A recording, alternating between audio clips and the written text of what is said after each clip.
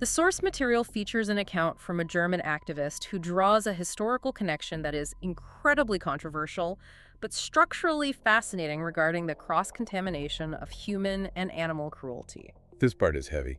It is. She points out that the design of those spiked weaning rings put on calves directly inspired the spiked masks placed on enslaved humans during the transatlantic slave trade. Yeah, the historical analysis provided by this activist claims that enslaved people working in the fields would sometimes eat the berries or crops they were forced to harvest simply because they were starving. To survive. Right. To prevent this loss of product, overseers looked to agricultural technology. They fitted enslaved humans with metal masks covered in outward and inward-facing spikes so they couldn't consume anything. So the mechanics of cruelty are fluid. They just move from animals to humans. Exactly.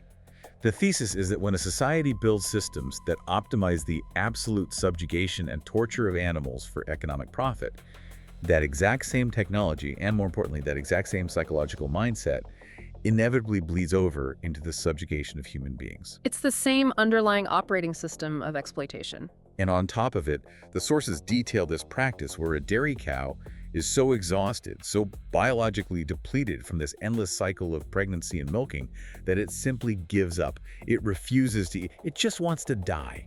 So what do? Just let it die? No, because it's still a productive unit. Right. So to keep the machine running, the industry literally cuts a permanent hole directly into the side of the living cow's stomach, a fistula. A literal hole in the animal. Yes.